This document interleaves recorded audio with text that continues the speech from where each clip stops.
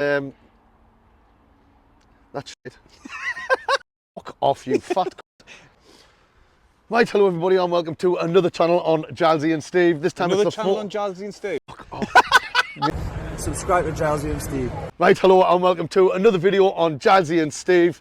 This time it's for the fourth game of the season, the second away match, Coventry City versus Sunderland. And this time it's also going to be mine and Paul's first live stream of the season. Do us a favour, hit the thumbs up and subscribe if you're new. We would really appreciate it. Stephen, you've just quickly said that it's our first live stream. You know, I absolutely love a live stream. Might have a few beverages, you never ever know, depending on what how early you get there, if you even get there. Because everybody knows who watches, you tend to be late to these occasions. I've got a football match on Saturday morning. Oh my God, he's going to be whinging. I can see it now. He's going to be absolutely knackered. I made my official debut for the Cambridge Over 40s on Saturday in the league. Aye. And of course I scored. Of course you did. Of course, that's what I do. Deadly strike in that box. I was listening to Sunderland. I listening? scored. You know what I mean? Aye, another thing, score predictions. There's starting to be a few people who's getting these right now. Stephen, do you want to read these ones Well, out? there's four people who got them right, who predicted Sunderland 2 rather than 1. I'm going to go at the in last. There was I. Smith, John Hensel, the TMNY 876 Abel, Yep. Lee Connolly, and the time traveller Hassan is back. Oh, he's back. He got it right, so 5 years got that right. Well done. My 4-0 prediction was nowhere near. His 2-0 prediction, well, 2 or 3, wasn't it? Something like I can't that. remember what you said, but anyway. But we didn't get it right. As soon as Rotherham scored, we went, well, there's our prediction. Yeah, we You know did. what I mean? Right, if you want to get involved, leave a comment below in the comment section and we'll mention you in the next match preview. That is if you get it right. So, moving on. Yesterday, that Blackburn had made an official approach to sign Danny Batth. Now, there's been lots and lots said about Danny Batth over there, well, since the start of the season. He should be playing. Should he be playing? We say yes, he should have been playing. But then the stats came out of what 09's been offering that position instead of like what Danny Batth does. I think the reason why 09's been playing is because he gets us forward in the pitch more. Aye. Where Danny Batth, there's no question about it. Defensively, it's like stopping crosses, set pieces and things like that. He's vital with his height and his experience and his know-how of how to approach them situations. I say that exact thing. It's all right, it's all well and good, all having all the good stats, but it's keeping clean sheets. No, 100%. It's simple as that. If Mowbray is persistent with playing this style of football of 09 bringing it out the back, for sometimes, Stephen, when 09 plays that ball across the box, my heart's in my mouth. It's looking more and more likely that Danny Batth is going to go. Aye. He hasn't featured this season. No. And like I said, there's clubs lingering around him. His contract's up at the end of the season, so if we are going to release him, we'll let go of him. Maybe we'll get a little bit of money for him, we do not know. We've got Nectar through the door now, who's been called up for the Australian under-23, so well done, Nectar. Right. And also we've got Jensen sealed. Oh no, I think he's still injured at the minute, or he's nearly back. I know he's training again. Paul's seen him in pre-season, and he said he looked good in the one game that he's seen him in, but only time will tell. That was only the one game. Only time will tell. I can't remember which American team was, but they just literally came to kick everybody all over. But you're right, it's all dependent on the style of player, what Mowbray wants to play. If he wants to play it out the back, you've got to start in 09, simple as that. And to be honest, he had a class game against Rotherham. He did, to be fair, he did. I mean, their goal, I've seen it back, and you can't really put the blame to a specific defender or anything like that. I think it was just one of them. It was a good finish by their striker, to be fair, but maybe Patterson should have done better with his near post. But do you know when you were just saying there about so-called in the nose and stuff like that? Well, funny, I was having a backwards and forwards with this lad on Twitter. It was sort of, we weren't now serious about. He follows us, for fuck's sake. It was he was saying, so you're telling me this one, that one, and this one's not gone. I went, the fact is they haven't. Exactly. Do I want them to go like you said? Clearly not. I didn't want Pritchard, Gooch or Danny Batth to go, but the fact is there's still Sunderland players. Yeah, so they are. And Pritchard's been, I know it came out the horse's mouth. Mowbray said he expects Pritchard to leave, but Pritchard's featured in every game this season. So, but I think it's odd. But I always say this. Didn't believe Nout until you hear it from the club themselves, or you see them with another team shirt on and scarf, or transfers coming in, you see them in the Sunderland top with a scarf on. And we can guess all we want, and we can get angry about whatever we've read on someone who's made a freaking website in his freaking mother's kitchen and then started posting loads of blooming rumours and things like that. Everyone can do that. But no, I know what you mean. I agree with you. It's just like everyone's getting whipped up into a frenzy because we haven't signed a striker. Me and you are both in agreements it should have been done. Oh, absolutely. 100%. Seasons ago. But the fact of the matter is it hasn't. And we've still got 9 days to go on. I'm telling you now, we'll not be as cool as we are now regarding this situation if the window comes and there's no one being brought in. Maybe we are trying to get too good of a deal. You know what I mean? It's like someone saying, right, if you buy 2, you get the 3rd one free. We'll say, oh no, I want the 4th one free. You want the 4th. I want the 4th one free. It's like, I think you're right. If you're getting a decent deal, go for it. You know what I mean? We're getting we're going to be 4 games into the season after this Saturday, and we still haven't got that striker through the door. Yes, Bellingham did brilliant on Saturday. He got his 2 goals, out of the moon from his first professional goals, and he took the second one especially nice. But we need a clear striker on the pitch. We really do. It's that horrible saying, and I hate saying it. There's no good trying to fit round pegs in square holes, Stephen. And that's what the club's digging at the minute with Bellingham playing up front, Dak playing up front. I'd rather, obviously, with Bellingham putting that performance, you've got to start Bellingham with Dak up top. Well, Gooch potentially leaving. I wouldn't get rid of Gooch because of his versatility and because of how long he's been here. I know you cannot tell him, but he's been here forever, so you've got to keep him. I know it doesn't work like that. No, it doesn't. But you can play him on the wing, you can play him in the full-back positions. So I think he's an asset to keep hold of because, yes, he's had his moments where he's done too much or he's done something wrong, but I think over the last couple of seasons he's had a lot more positives than what he has negatives. Oh yeah, I totally agree with that one. Right, Stephen, we may as well move on to Coventry then. Yep. It hasn't been good reading for Sunderland supporters looking at our head-to-heads with them.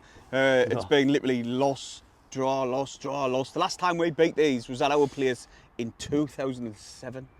Now that is it's a worrying stat basically. Well, I've got written down in my notes that bit of a bogey team. in those exact words, bit of a bogey team. But for the first time, because now we're 3 matches in, we're going to go to the stats. Oh, what about then? Coventry have won 1, drew 1, and lost 1 so far this season. Lost Coventry 2. I'm talking about league games. Oh, league games. I don't count the freaking cup. 1-1, drew 1, lost 1. Mm-hmm. They're currently sitting in 10th. They've scored 5 and they've conceded 3. So there's the first stats of the season. They'll become a lot better. They've had a very busy summer. Obviously, they've lost the 2 main men of last season in Gyökeres and Heerma. No, the main man was Wagon. Didn't get it twisted, Stephen. All right, they've lost Wagon. They've lost Wagon and them other 2 fellas, Gyökeres and Heerma. But no, they've lost them and they've got a lot of money in for them. So they've had a clear out. They've got rid of 12 players from last season's squad and they've brought in 13. So it takes a while for them to adjust. Like when you bring in that many players, we know of past history. Mm-hmm. It takes a while for them to gel and all that. But I mean, like I said, they haven't. I mean, I had them tipped to struggle this season. But the way they start, I mean, when they kept Heerma, well, obviously they haven't now. But when they kept Heerma, I thought, oh bloody hell! And I watched some of the performances, and I was like, these are playing well here. I mean, they're a good team, Stephen. They're a good team. They play well, especially at home. They've got. I mean, the Haji Wright, I think he's called. Haji Wright, they brought in some Turkish blooming striker. He's scored 1 already and he's got 1 assist. He was their big money buy to try and replace Gyökeres. Sport they got him from, wasn't it? Yeah, something like that. And obviously we know they brought in Ellis Sims as well, who's yet to get off the mark for them. They've spent close to 30 million this window. They've got in close to 40 and they've spent 20, I think it's like 26 or 27. It is. Something definitely like that. Just short of 30 So they've brought in to try and bring in replacements for the players that they've lost and to try and strengthen where they thought they were weak last season. But I think, I mean, I've mentioned the striker that they had last season, anyway, Matt Godden. He's kind of settled in the role. He's doing well so far this season. I know it's still early days, but he's been playing nearly every game and he's getting 2 goals so far this season. But one of the players who I do think we are going to have to worry about, he's a bully, bastard. When we played against him last season, he was a frigging nightmare, and he scored against us, and he's got 1 so far this season. And it's their captain. Has he got a brother? He has, aye. And did he used to play for us? He did, aye. And it's that McFadzean. He's a big unit, like I think. He's a big unit, and he's dangerous on set pieces. He's a bully in defence, which is brilliant if he plays for you. He's a bully, and I think our youngsters up top, they're in for a fright on Saturday. Like, I've got to agree with you. Like, they are a good team, and to be honest, the defeat what they did get beat in the league was Leicester, who's gone for they've come down. They've brought in some good players, and they expected to win the league. So, you know what I mean. You can forgive that defeat. It was a close game, and anyway, it was only 2-1, and obviously they absolutely smashed Middlesbrough 3-0. So I'm like you just said, I'm not really looking forward to But this to be one. fair, Middlesbrough had decent chances against them. They played they well, did, but they didn't have no threat up front. I mean, obviously, Akin Pom didn't do nothing for Middlesbrough. He didn't, and Giles he's left as well. Yeah. So he popped up with, I think, was it the most assists in the Championship? Most assists or something I in the think Championship he he did have. So 2 players they've been struggling to replace there, like in the league. But regardless, it's going to be a hard game. Stephen. That brings us on to Sunderland. Does because I was going to say something else, but I'm we- jumping the gun. No, Right. no. Well, that brings us on to Sunderland. Aye. Obviously, we got the win against Rotherham on Saturday. That normally leads into the fact that Mowbray will keep an unchanged side. However, we don't know what the injury status is on Patrick Roberts. Yes, I totally forgot about that one actually, because apparently he picked up a knock, didn't he? He picked up a knock, but I watched him on Saturday, and when he went down, obviously, and then he went off to the sidelines with the physio, and then he was waiting to come back on. Oh, no. But then he got subbed, so he walked off. He obviously walked around the pitch. Now, the sign of him saying he wanted to come back on, is he going to stick with Bellingham and Dak, with Bellingham up top, putting a 17-year-old up against McFadzean? That's a bit harsh in my eyes. But like I said, we've got him here. He might be too fast for him. We don't know what he's going to do. We never do. No. You never know. We might have a new striker through the door. I mean, like I say, we were supposed to have one by last Friday. Nope. Sunday. Nope. Monday. Nope. No. And it's now Wednesday, and we still haven't got a striker through the door. Stansfield's You know alone. what I mean? Exactly. So Stansfield's alone. What's the crack now? Then just bring the We've kid heard his in. name flung around all over the place. Even Carlton Palmer, because apparently he's the 2 front runners at us and QPR, and Carlton Palmer said on the TalkSport or whatever he was on the other day, Aye.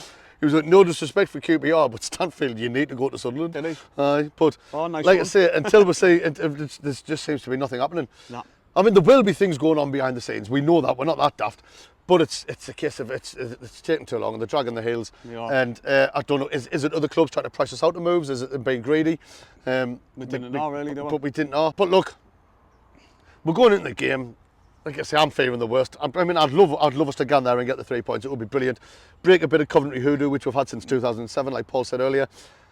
And, you know, give us another boost going into the season. Especially it'll give a boost for going into the final few days of the transfer window. I mean, there's 10 days left Aye. on the transfer window. I mean, if we get smashed down Coventry, people are going to be thinking, oh, hold on, I don't want to go in there. But if we get a win, they'll be thinking, oh, these actually, they've turned the That's season around. exactly what I mean, like Stephen. It'll shut a lot of negativity regarding the fan base.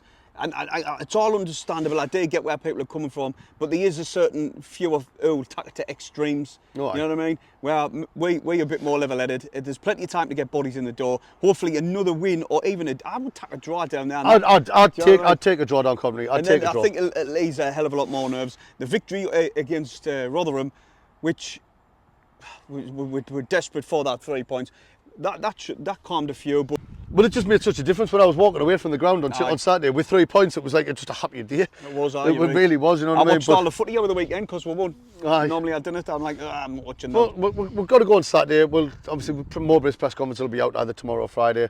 We'll see what he's got to say, which is normally nothing, No. apart from what chocolate he likes. Right, that's moving on to the score predictions then anyway. It is Stephen, indeed, aye. Because it's about time. It is. Well, you can go first because I went first last time with my Right. fantastic 4-0 prediction. Well, I was not far off you, was I said 3. Right, with this one, Stephen, we all know it's going to be a hard game down there. They've spent a lot of money. They've brought in some good players. I'd take a 1-1 draw all day long. So is that your prediction or is that what you would take? That's my prediction. I'm going for it.